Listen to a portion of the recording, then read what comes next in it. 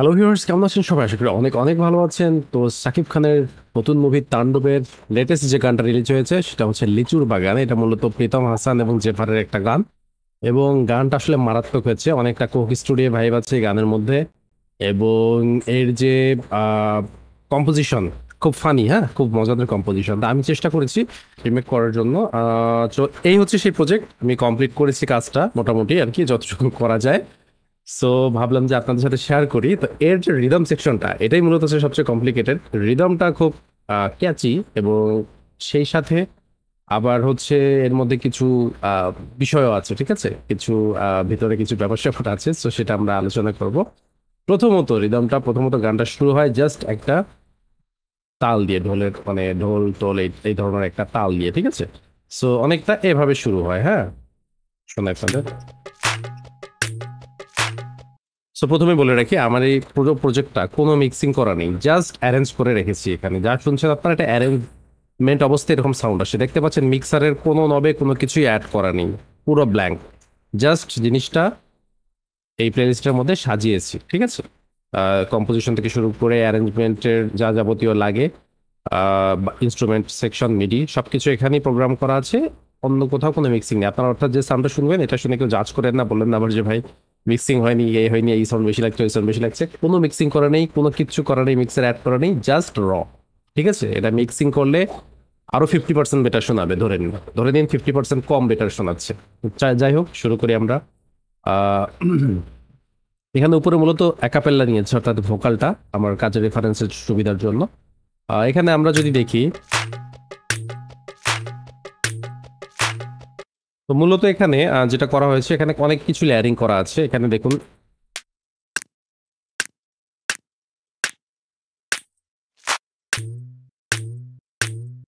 আর নিচে আছে।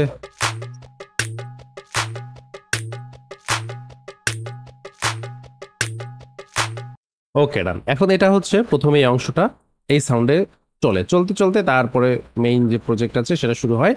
এখানে এর সাথে একটা ইনস্ট্রুমেন্ট অ্যাড হয়েছে, এটার নাম হচ্ছে মোরসিং। মোরসিং কি ধরনের ইনস্ট্রুমেন্ট, এটা আসলে আমি গানে শুনে এটা মানে ধরতে পেরেছি সাউন্ডটা। আপনারা অনেকে যদি শুনে থাকেন, গোপাল ভাঁড় বা ওই ধরনের কেউ কিছু যদি দেখে থাকেন না, গোপাল ভাঁড় যারা দেখেছেন বা ওই ধরনের ছোটবেলায় কার্টুন দেখেছেন, এখানে এই সাউন্ডটা খুব বেশি ব্যবহার হয় ফানি ধরনের ইয়েতে আর কি, সাউন্ডে এটা ব্যবহার হয়। মর্সিং মূলত আমাদের এই সাবকন্টিনেন্টের একটা ইনস্ট্রুমেন্ট, যেটা মুখের মধ্যে আসলে প্লে করতে হয়, মুখের মধ্যে লাগিয়ে প্লে করতে হয়, যেন এটা এরকম একটা হাস্যকর সাউন্ড আসে।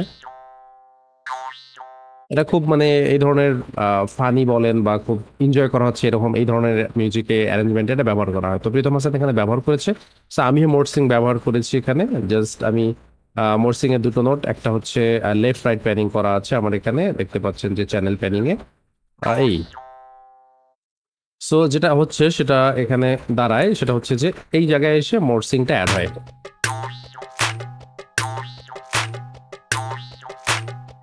এখন আসলে শুধু বিট শুনে হয়তো মনে হচ্ছে যে কি কি হচ্ছে এটা, একটু ভোকাল সহ শোনায় আসলে তাহলে বুঝতে পারবেন।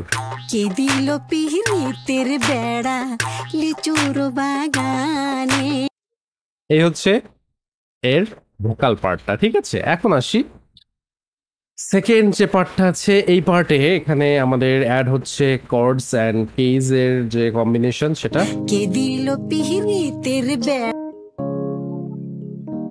And guitar. তো দুটোর কম্বিনেশন, মূলত তিনটার কম্বিনেশন অনেকটা এরকম শোনায়। তো মোরসিংটা আসলে এই লাস্ট পার্টে আমি অ্যাড করিনি, মোরসিংটা লাস্ট পার্টে বাদ থাকবে।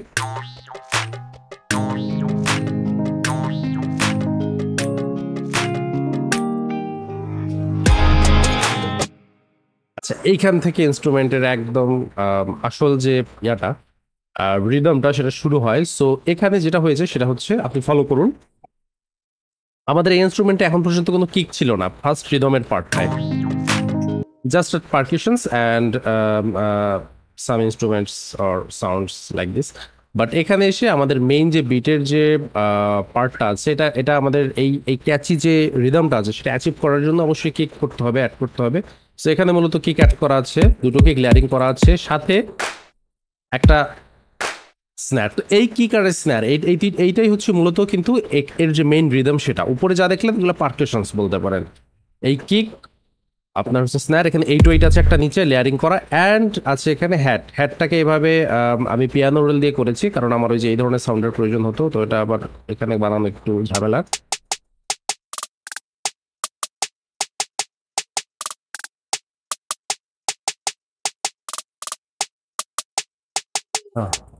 ঠিক আছে, এখন এটা শুনে দেখুন শুধু বিটটা অর্থাৎ এই অংশটুকু।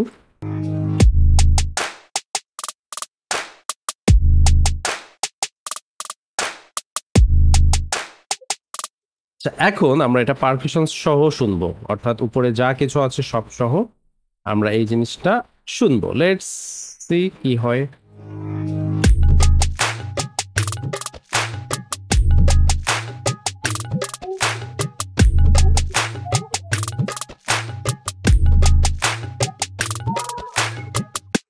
নাইস, এখন আমরা মর্সিং সহ এটা শুনবো।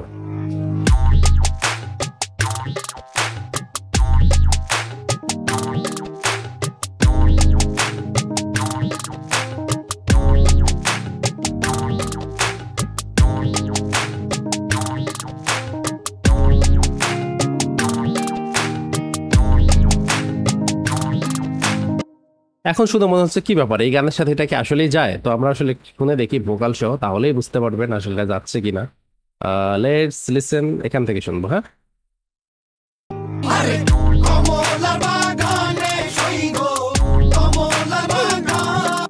ওকে, দ্যাটস এনাফ। বেশিক্ষণ প্লে করা যাবে না ভাই, কপিরাইট ইস্যু আসতে পারে, দোয়া করেন তারপর যেন না আসে। এখন যেটা বিষয় সেটা হচ্ছে যে আমরা নিচে কি কি আছে এগুলো দেখবো। তো এটা তো ছিল মর্সিং, তারপরে এটা শুনলেন। এখন যে বিষয়টা আছে, সবচেয়ে এনার্জেটিক পার্ট আছে যেটা এই গানের মধ্যে, সেটা হচ্ছে এটা। এটা না থাকলে এই গান পসিবলই না, সেটা হচ্ছে এটা।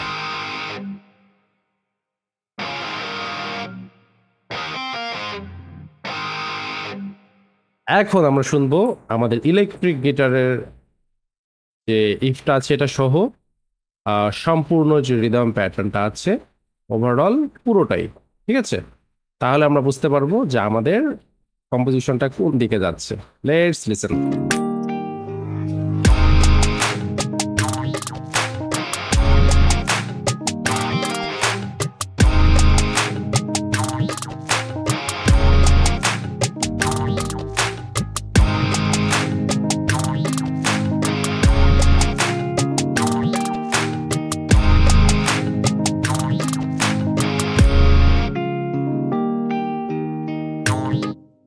নাইস, এখন আমরা এই এখন পর্যন্ত যা দেখলেন এগুলো মোটামুটি কি বলা যায়, এগুলো হচ্ছে বোর্ড কম্পোজিশন, মানে ওভারঅল এগুলো থাকে, এগুলো তো করতেই হয় তাই না, এগুলো তো জিনিস। এখন যেটা জিনিস এটা হচ্ছে এই গানটার মধ্যে একটা ফানি ভাইব বা এই গানের যে অরিজিনাল যে ভাইবটা আছে সেটা ক্রিয়েট করতে গেলে আসলে এর বাইরেও আরো অনেক কিছু এখানে অ্যাড করতে হবে। ঠিক আছে, তো এই যে অনেক কিছু অ্যাড করতে হবে সেই জিনিসগুলো কি, সেগুলো হচ্ছে নিচে যা দেখছেন এগুলো।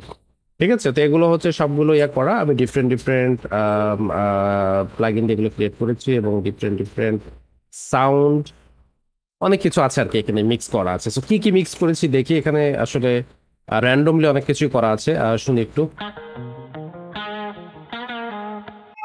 দেন এটা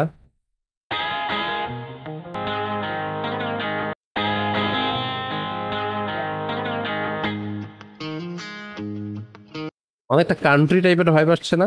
বাট লিসেন, আসছে ভাইব আসছে, আসুক, সমস্যা নেই, বাট আমাদের আউটপুট রেজাল্টটা আমরা যেরকম চাচ্ছি সেরকম হলেই হলো। ওকে, মিউজিক শুনে কোনো কিছু আসলে জাজ করার প্রয়োজন নেই।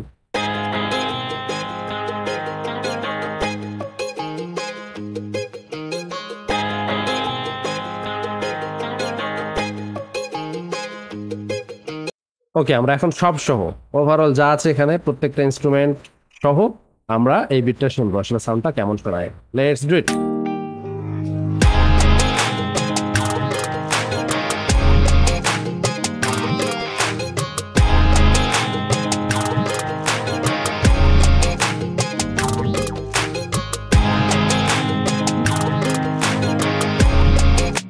আচ্ছা, একটু ভোকাল সহ শুনি। হ্যাঁ, সামান্য একটু প্লে করবো, কিন্তু বেশি প্লে করতে পারবো না, just 3-4 second.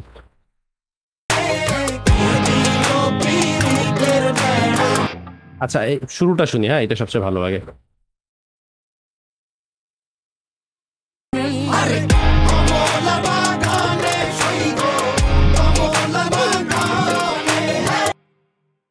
Nice.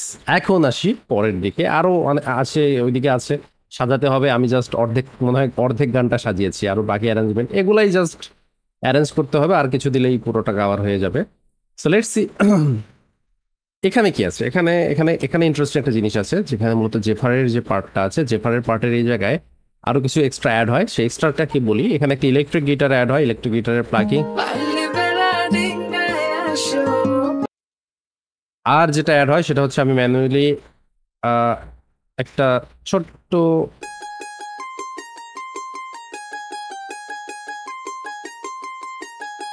ম্যান্ডোলিনের part add করেছি, ঠিক আছে। সো এই ম্যান্ডোলিন আর এখানে এই দুটো জিনিস এক্সট্রা আছে মূলত বলতে গেলে এই পার্টটুকুতে, কারণ এই পার্টটুকুতে একটা ওই যে গানের একটা মধ্যে সুন্দর একটা রোমান্টিক ভাইব আসে, তো ওটা অ্যাড করার জন্য ওরা ম্যান্ডোলিন আর এই মানে একটা ইলেকট্রিক গিটার অ্যাড করেছিল আর কি, লেয়ারিং করেছিল। সো আমরা মিউজিকটা শুনি আসলে এই দুইটা অ্যাড হলে কেমন হয়, মনোযোগ দিয়ে শুনবেন। যখন এ দুটো আসবে তখন আসলে সাউন্ডটা কিরকম হয়।